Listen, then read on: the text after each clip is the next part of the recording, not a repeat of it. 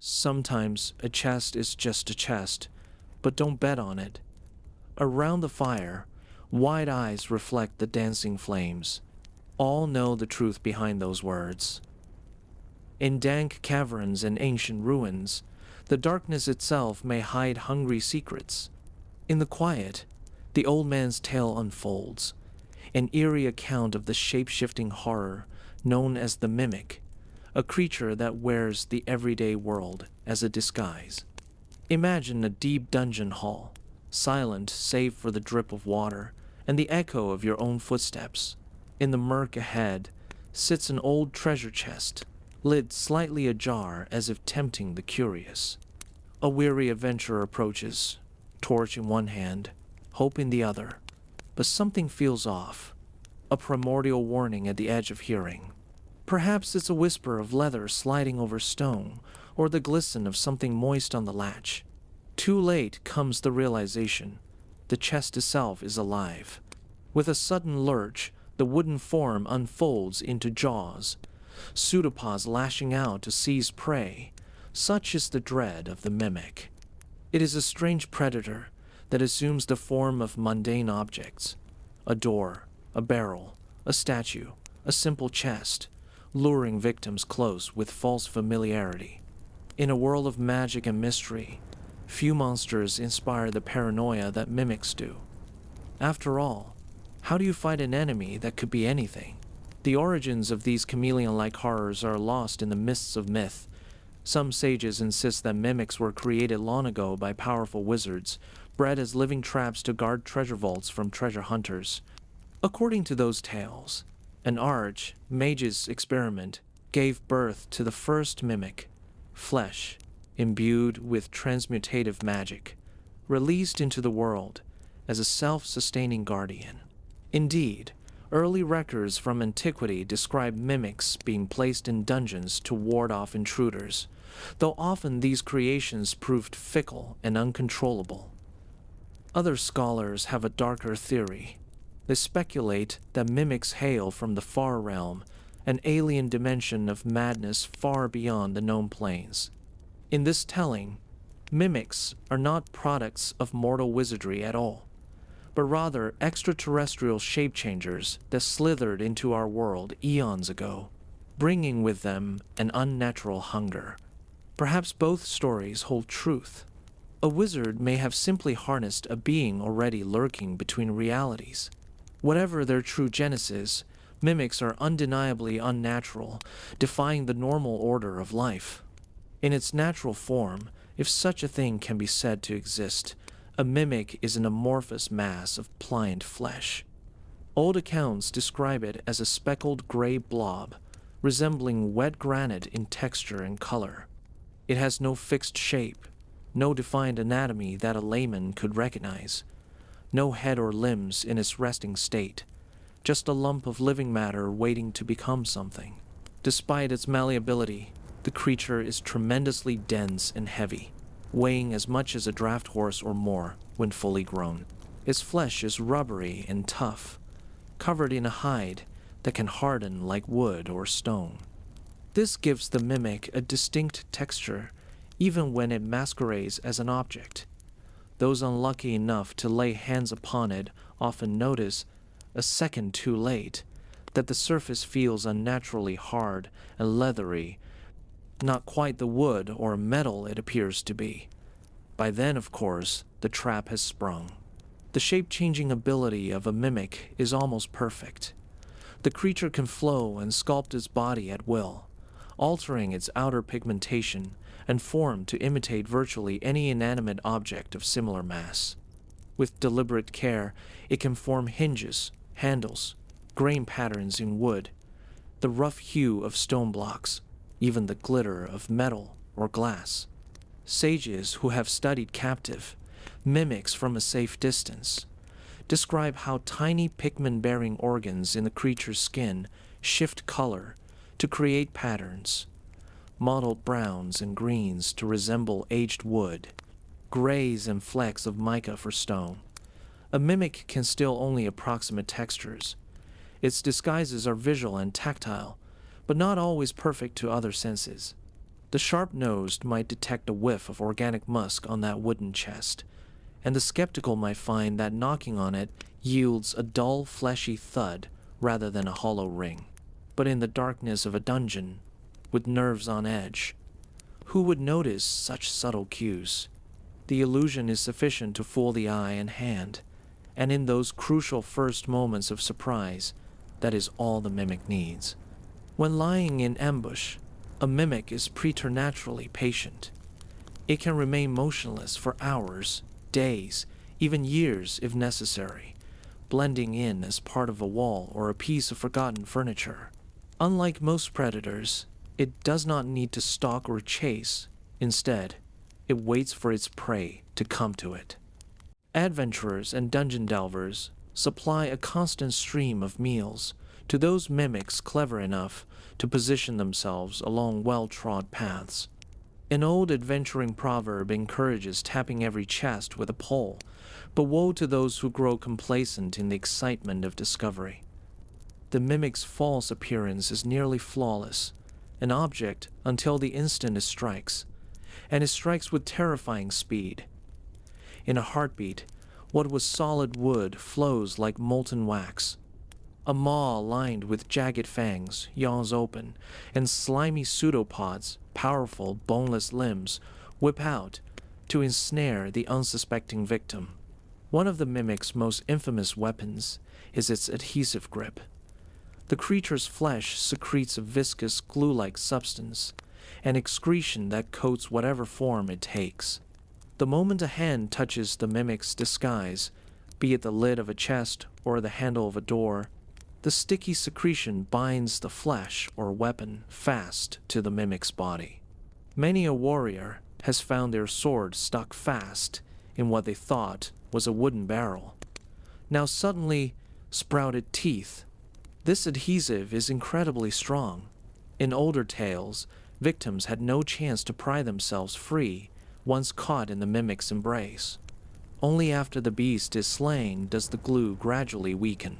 In fact, it's said that a dead mimic's adhesive takes several minutes to dissolve even after the creature's demise, forcing unlucky adventurers to hack off stuck shields or wait in disgust as the corpse's secretions lose their tack. Over time, experienced dungeon crawlers discovered a peculiar countermeasure.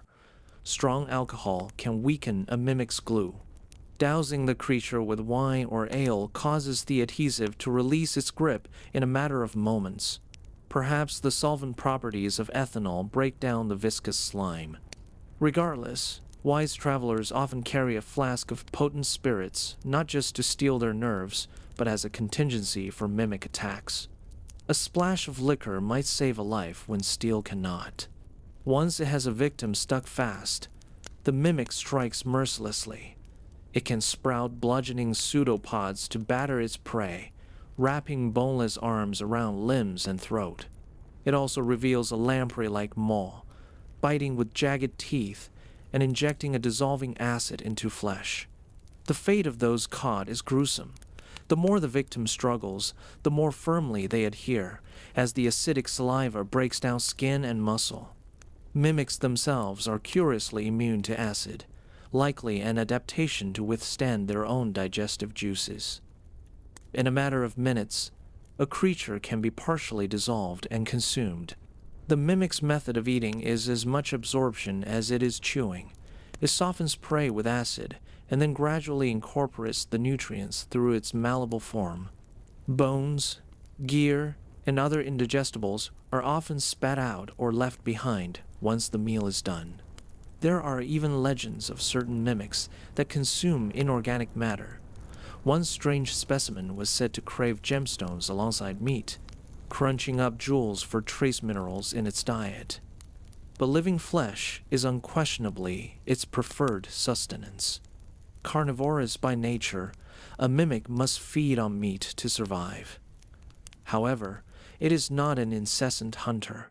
Its metabolism is efficient, and a single large meal can sustain a mimic for quite some time. One or two human-sized victims can sate a mimic's hunger for several weeks, meaning the creature can afford to be selective and stealthy, avoiding risks and waiting for opportune prey. In lean times, or in dungeons long deserted by humanoids, mimics subsist on whatever they can catch. Small animals like rats, bats, and cave lizards become targets. In fact, mimics have a clever trick for such modest fare. They can exude a foul odor of carrion, a reek of rotting meat that wafts through the tunnels. This stench irresistibly draws scavengers and vermin, luring them to the abandoned chest or cabinet in hopes of a feast, only for those creatures to become the feast themselves. Thus, even in darkness and stillness, a hidden mimic can attract its own meals. One adventurer's journal, recovered from a doomed expedition, notes the unsettling detail of finding piles of rodent bones around a strangely placed wooden crate, a crate that later sprang to life and nearly claimed the entire party. Only in hindsight did they realize the pile of bones was the mimic's feeding mitten, cleverly kept just out of sight. Such accounts illustrate an uncomfortable truth. Mimics possess a twisted cunning. Though not intelligent in the way a person or even a clever monster like a dragon is, mimics are far from mindless. They have an animal shrewdness and a patient, calculating instinct. Many mimics demonstrate problem-solving ability, choosing the best hunting spots, learning to avoid or exploit light sources, even recognizing when a group of adventurers is too strong to attack.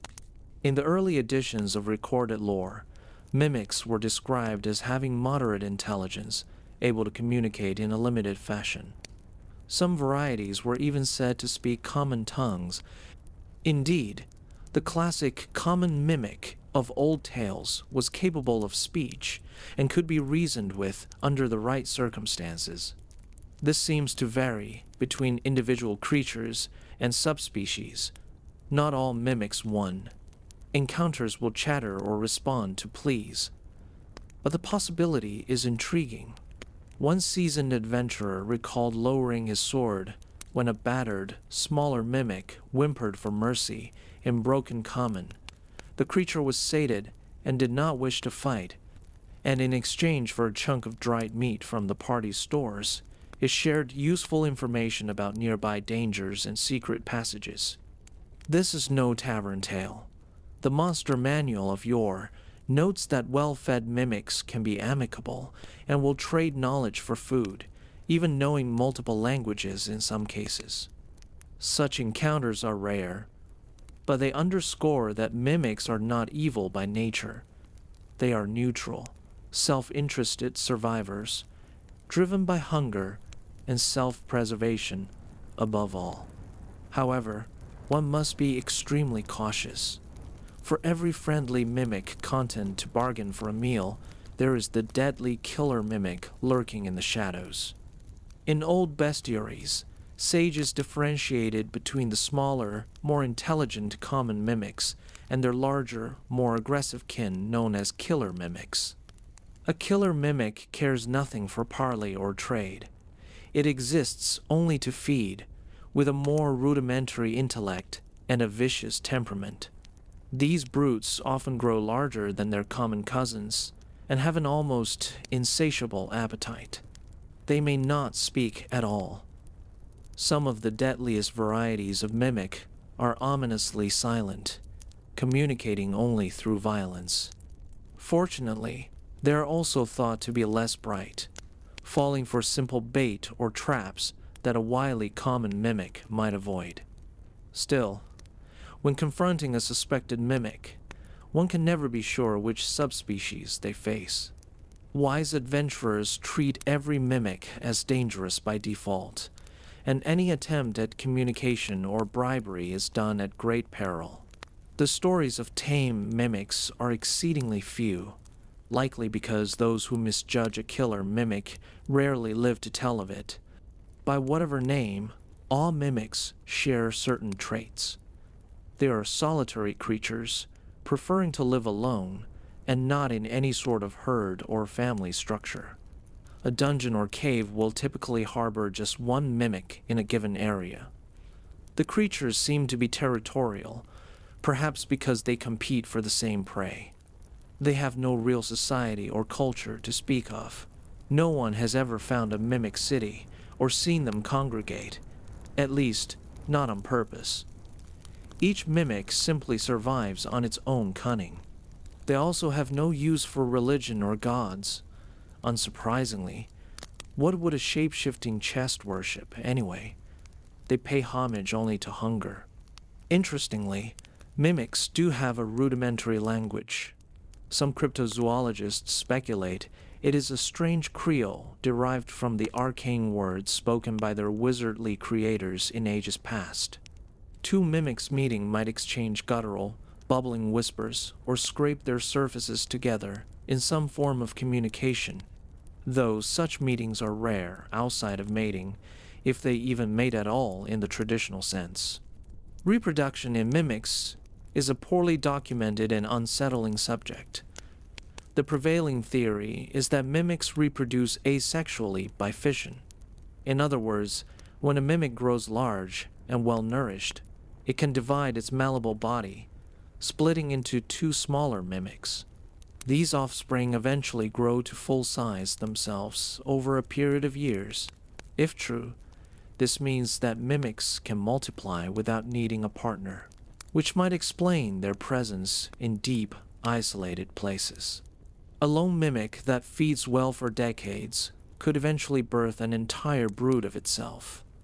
Thankfully, mimics seem to limit their numbers according to available food, a form of natural population check. Still, the notion of a single mimic turning into a colony over centuries is the stuff of adventurers' nightmares. Some bards whisper of an elder mimic, the size of a castle, that burst into dozens of smaller mimics after it was wounded, scattering like horrific spores across an entire dungeon. Though likely exaggerated, it is true that the longer a mimic survives, the larger and more cunning it can become. Indeed, ancient mimics are a horror unto themselves. Those that live for hundreds of years can attain prodigious size and strange powers. The lore speaks of greater mimics, venerable specimens so enormous that they become nearly immobile, rooted in place by their bulk. These behemoths abandon any pretense of being a mere chest or door. Instead, a greater mimic masquerades as an entire room or cavern, turning its own interior into a death trap for anyone who enters. Picture a quiet chamber deep underground. Within you see a table set with dusty dishes, a few old chairs, perhaps even a fireplace with embers long cold. All appears normal if abandoned. Weary from a day of exploration, a band of adventurers decides to take refuge here, grateful for the seeming safety. They shut the heavy wooden door and settle down to rest. That's when the room itself comes alive. The door was the creature's jaws all along, now slamming shut to seal off escape. The walls ripple and sprout grasping pseudopods from what was thought to be knots in the wood paneling. The friendly furnishings melt into fleshy appendages. Illusory figures that seemed like faded statues or harmless decor suddenly reveal themselves as extensions of the mimic's body, phantoms to mislead and corral the prey. In an instant, the cozy refuge becomes a carnivorous maw, with the adventurers trapped inside the belly of a monster. One famous account from the borderlands tells of a band of young adventurers who stumbled upon a lonely stone tower in the wilderness. A lucky discovery, they thought, a place to shelter for the night. Eagerly they rushed inside, only to find the interior curiously empty. And then came the dawning horror. The entire tower was a living, hungry mimic. By the time their screams were heard, the tower had digested them, collapsing into a formless heap and slithering away in the dark. Such tales are mercifully rare, but they underline a chilling possibility. As a mimic grows, so does the scale of its deceptions. Rarer still, but not unheard of, are stories of mimics the size of houses, even whole inns. In a legendary incident chronicled in an old issue of Dungeon magazine, a remote roadside inn and a couple of neighboring cottages turned out to be massive house mimics lying in wait. Travelers would stop for the night in this strangely quiet village, only to vanish without a trace as the very buildings they slept in devoured them at midnight. Locals who investigated found nothing but empty foundations and drag marks leading into the woods. These so-called house hunter mimics roamed in packs, according to the tales, moving on to new hunting grounds once sated. One can imagine the psychological toll such a revelation would take. The very notion of shelter, the roof over one's head, betrayed. Little wonder that along well-traveled roads, superstitious folk have built wayside shrines and markers, believing that a blessed symbol above a door will ward off any mimic that pretends to be a dwelling. Whether such charms have effect is debatable, but the stories persist to this day among caravan guards and merchants who whisper of ghost towns that were never towns at all. Just when it seems mimics could not grow more fearsome, there come murmurs of mimics that walk among us in plain sight. While the classic mimic imitates objects, there are variants, reported in more recent chronicles, that can impersonate living creatures. The impersonator mimic, as dubbed in one obscure bestiary, is a truly sinister evolution. It is said to shape itself into the form of a humanoid, not just a static object. These monstrosities might wander city streets or lurk in villages indistinguishable from ordinary people until they strike. According to scattered reports, perhaps originating in the era of the spell plague or another upheaval, an impersonator mimic doesn't just copy a person's outward appearance. It absorbs the victim's memories and mannerisms by consuming them, effectively wearing their life like a costume. Imagine encountering an old friend, traveling with them for days, only to notice too late the glassy sheen in their eyes and the faint smell of rot on their breath.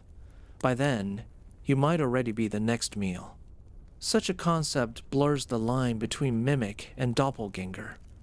Indeed, some scholars debate if these imposter mimics are related to the shape-shifting doppelgangers, or if they arose independently. Thankfully, these variants are exceedingly uncommon in most lore, confined to a few terrifying anecdotes. Still, the possibility that a mimic could replace a person adds an extra layer of psychological horror. Trust itself becomes a weapon turned against the wary. Despite their many forms and tricks, mimics are not invincible or infallible. They have weaknesses and boundaries to their abilities. Bright light is anathema to them. In old tomes, it's noted that mimics cannot tolerate direct sunlight. They are creatures of darkness and shadow by necessity. Their sensitive skin, adapted to feeling subtle heat in pitch black, is blinded and pained by intense light. This is one reason almost all mimics dwell underground or indoors.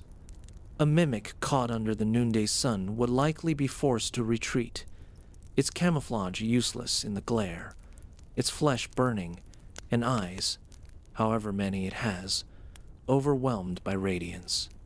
Adventurers have exploited this in some cases, prying open dungeon shutters or using daylight spells to send a mimic into hysterics of pain, though again, one seldom has such options deep beneath the earth. Mimics also cannot change their masks when they change shape, so a very large mimic can't compress down to appear as a tiny object, and a small one can't stretch into something huge. This gives a perceptive delver some chance. If you see a coin chest far too big to realistically be filled with gold, or a door much thicker and heavier than the wall itself, it might be a clue.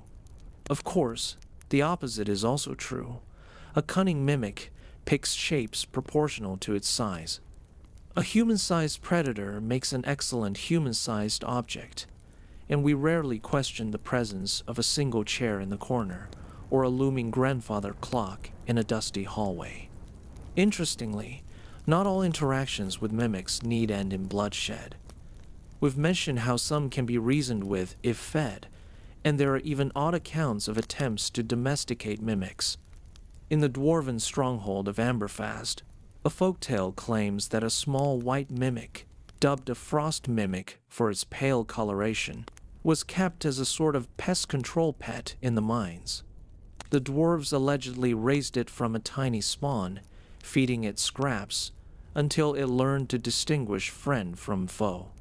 It would still nip the fingers of unwary visitors, a proverbial warning to always knock before reaching into any dwarf's chest in Amberfast. But it never harmed the miners and dutifully cleared out giant rats and cave spiders from their tunnels.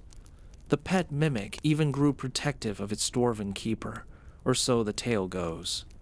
While such stories are hard to verify, the hint that the mimic's rudimentary intelligence and food-driven motives make it possible, if highly risky, to tame one with constant bribery. Still, for every pet mimic success story, one imagines there are a dozen incidents of a would-be tamer ending up as a meal after a moment's lapse in caution. For most, the only sensible approach to a suspected mimic is either avoidance or a first strike before it can spring. Adventuring manuals often half-jokingly advise attacking the furniture on sight in any dungeon room, a strategy born of painful experience. The ecological niche of mimics in dungeon environments is a curious one. They are both parasites of the typical dungeon ecosystem and contributors to it. By preying on explorers and vermin alike, mimics can inadvertently keep populations of other dangerous creatures in check. Many a dungeon overlord, be it a lich, a dark wizard, or a hobgoblin king, has been perfectly content to let a mimic inhabit their lair, like a living trap that needs no reset.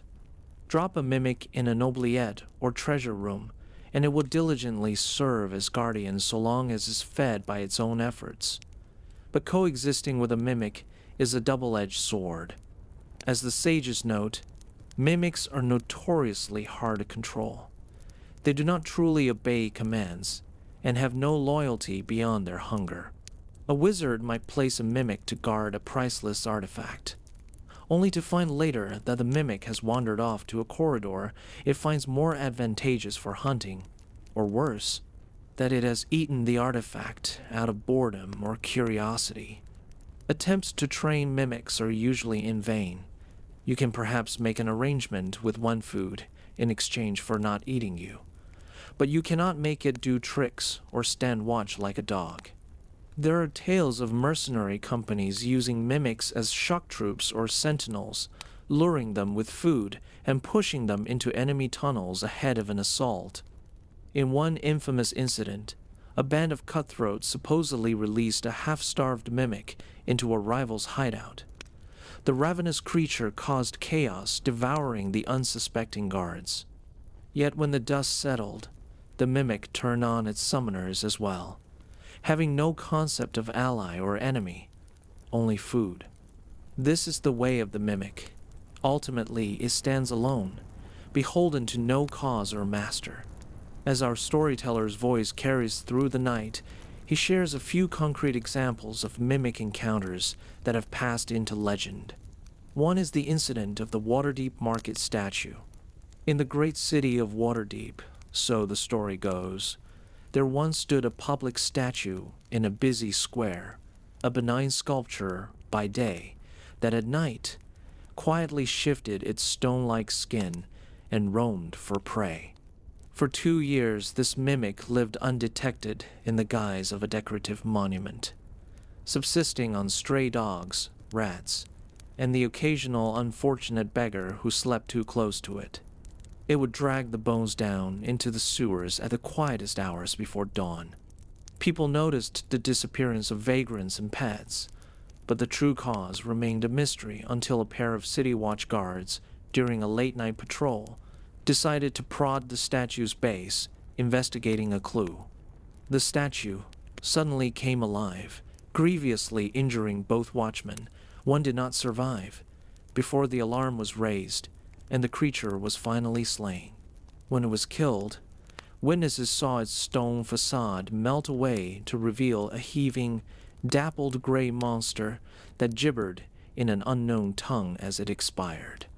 To this day, Waterdhavian locals eye public statues with a hint of suspicion, and indeed, the city's architects have taken to warding important sculptures with minor enchantments as a deterrent to any mimic that might have similar plans. Another tale often told around campfires is that of the Vanishing Village, sometimes called the Devouring Village. A caravan traveling a lonely road sought refuge at a small hamlet marked on their map, only to arrive and find the place eerily empty. Tables set for meals, but food rotted, doors left ajar, no living soul in sight. Night was falling, and despite misgivings, the caravan made camp in the village, taking shelter in the sturdy inn and a couple of houses. What happened thereafter has been reconstructed only from circumstantial evidence and the account of a single maddened survivor. In the dead of night, the very buildings themselves attacked. The inn's walls flexed and screamed. The floor sprouted tendrils binding sleepers to their beds. The entire structure was a gigantic mimic, as were the two houses beside it. In an orgy of feeding, the house mimics consumed beasts of burden, travelers, and all. The next morning, there was nothing left. The village had vanished, with only churned soil and splintered wood, mimic husks or droppings, to mark that anything was ever there. Later investigation by a band of adventurers confirmed the horrifying possibility. Multiple mimics had cooperated, posing as buildings to lure in a large group of prey. It's conjectured these were an exceptionally large and mobile breed of mimics, sometimes called house hunters, which perhaps share a communal origin or were spawned from one enormous parent. The survivor's tale, fragmented by terror, claimed that as he fled into the night he saw the silhouettes of the inn and houses rippling, crawling on dozens of pseudopod legs before sinking into the ground. Whether such mimics truly travel in packs, or that was a trick of fear, no one knows for sure. But ever since, travelers are wary of two perfect refuges in the wild, the lone tavern in the woods, the abandoned cottage with warm firelight seen through the window on a cold night. Such comforts may be nothing more than bait for the hungry maw of a mimic. From the depths of the earth to the heights of spell-jamming space, the mimic's reach seems limitless. Yes, even beyond our world, they endure. Wild space, the cosmic void where spell-jamming ships sail, has its own deadly chameleons. Stories from spacefarers speak of space mimics, bizarre relatives of the dungeon mimic, adapted to drift among the stars. These entities latch onto asteroids or derelict ships, camouflaging as rock or wreckage, lying in wait for curious travelers to come investigate. A captain recounts how his crew once boarded what looked to be an abandoned mine flayer hull floating in the silence of wild space. Only when the ship started sprouting tentacles and devouring crewmen did they realize it was a single-lined, colossal organism. Unlike their terrestrial kin, space mimics are said to possess arcane abilities. Some have demonstrated talent in spellcasting, a terrifying prospect, a shapeshifter that can also hurl magic at you. They are learned too, fluent in multiple languages gleaned from eons of drifting through planar ports and void cities. In one anecdote, a well-known space mimic in the Waterdeep docks, a domesticated curiosity brought back from a spelljammer voyage, would telepathically greet passersby in their native tongue. A parlor trick it used to invite them closer, before its keeper restrained it. Whether on ground or beyond the sky, The mimic's core behavior remains the same: deceive, ensnare, consume. The environments may change, and the methods grow more fantastical, but at its heart, the mimic is the ultimate opportunist.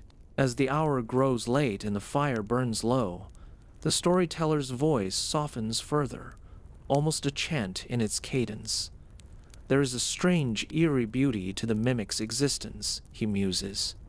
It is a creature that is all disguise and patience, a living riddle that challenges our trust in the world around us. It teaches a grim lesson that sometimes our senses betray us, and what we hold to be real may hide something deadly. The psychological horror a mimic creates can be more unsettling than any physical wound. Think of the creeping dread that takes hold once you know mimics are about, the paranoia that makes you second-guess every step and touch. In a mimic-rich dungeon, even allies begin to eye each other warily, flinching at the scrape of stone or the creak of wood. After encountering a mimic, adventurers have been known to poke gingerly at every chair and chest thereafter, hearts pounding at the prospect that any could suddenly sprout teeth. The trust between party members can fray if one suspects the creature could be mimicking a person. How do you sleep in the dark when the ground itself might hunger for you? In that sense, the mimic doesn't just ambush your body, it assaults your mind, planting seeds of doubt that flourish in every shadow. And yet, the seasoned delvers incorporate this wariness into their very lifestyle. They carry 10-foot poles or spears to prod at furnishings from a safe distance. They cast detection spells on unassuming objects. They share passwords or signals among themselves to prove none of them have been replaced by imposters. An entire culture of caution arises in places where mimics are known to lair. Vigilance becomes more than a habit. It becomes a creed for survival. Finally, the old storyteller leans back, letting the last log crumble into glowing coals. He has painted a thorough, haunting picture of the mimics, from their mysterious birth to their camouflaged hunting, their variance in vile cleverness, and the fear they sow in every heart. The listeners feel that quiet tension hanging in the air, an uneasy reverence for a creature so bizarre and menacing, yet so deceptively commonplace in appearance. The campfire's flickering shadows against a cavern wall almost seem to move on their own, and one traveler can't help but glance over his shoulder at the innocuous pile of packs and crates by the tent. Were they exactly where he left them?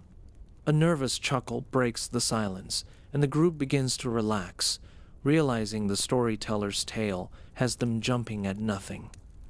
The old man smiles knowingly as he delivers his parting words. "Remember," he says, "in the darkest dungeons and the quietest halls, even the most ordinary thing could be hiding an extraordinary hunger." He sweeps his gaze over the listeners, who nod in solemn agreement. Sometimes a chest is just a chest. Most nights, that is true. But the mimic ensures that doubt is always there, lurking at the edge of one's mind. And perhaps that is why this monster endures so in our imaginations. It takes the familiar and makes it terrifying, teaching us that in a realm of magic, appearance is a fragile veil. The firelight wanes and the hour grows late. One by one, the company drifts to their bedrolls, some casting a final wary look at the old oak barrel by the cave wall.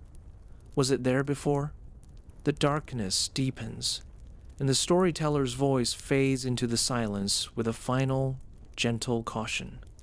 Sleep lightly and carry a bit of ale at your side, friends.